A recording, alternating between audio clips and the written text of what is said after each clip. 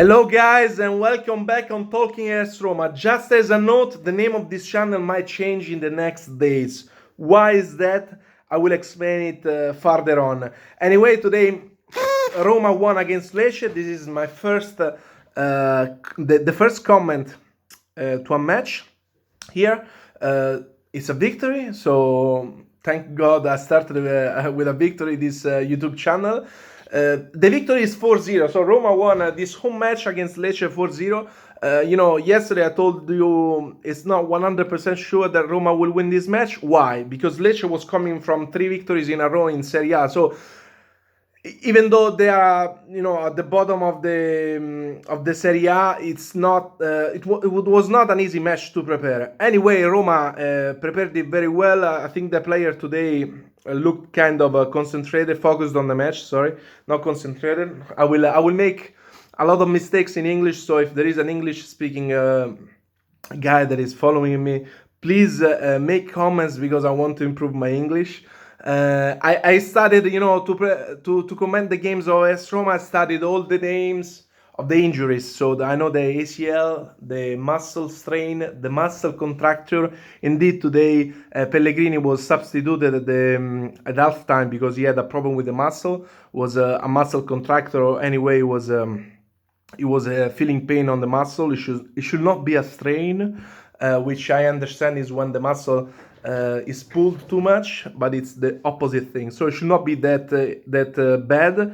Anyway, he was forced to be substituted, and Kluivert entered in halftime. But anyway, the surprise of today in the formation was for sure Cengiz Under, because everybody was thinking that Carles Perez could be starting. Under was the surprise, and he scored the first goal for Roma. He made a good match. It was not that exciting, but was sufficient to create a lot of issues for the Lecce defense. So Under did quite well. For me, the key player today was Mkhitaryan, because he does what Pellegrini can do. In my opinion, Mkhitaryan has, he's a great assist man, but that we don't have to say, because he was very good at providing assists to the other players as well in the past. For example, I remember that in the Bundesliga, in one season, he put like the record of assists or something like that. So he provided a great assist for Under, for example, for the first goal.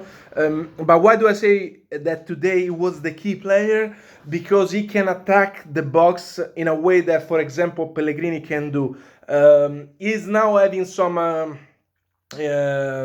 continuity, because he has not been injured for the 1 month and a half, and his performances are increasing and getting better and better. Today he scored the second goal, so at the end of the day he closed how do you say that in English? He closed the match 2-0. The result at halftime was 2-0. But in general, he played very well, and I think that he's truly getting better and better. And I really hope that he can help us as well in the Europa League, because the next match against Ghent of next Thursday is gonna be very tough, very tough. We scored the 3-0. Was kind of a strange situation, because Dzeko scored the 3-0, and he had no idea that he was how do you say that? He thought it was on offside. So he scored. Everybody was thinking it was on offside, but with the VAR at the end of the day, the goal was given. So Roma scored 3-0. And we celebrated with the VAR check, and not even Dzeko was expecting that. Carles Perez had a good impact on the match. He substituted Under, and he provided a good assist to Kolarov for the 4-0. But in general, I think that he had a very good approach to Roma as a team. So he's feeling well with the new teammates. He had no issues entering in the formation of Paulo Fonseca, so he's doing very well. Another note, the end note, I want to make it for Bruno Perez. AS Roma fan in the world probably don't know all the stories about Bruno Perez, but he's a player that when he was bought and he was paid, I think, around 12, 13 millions. He was supposed to be the starting right back.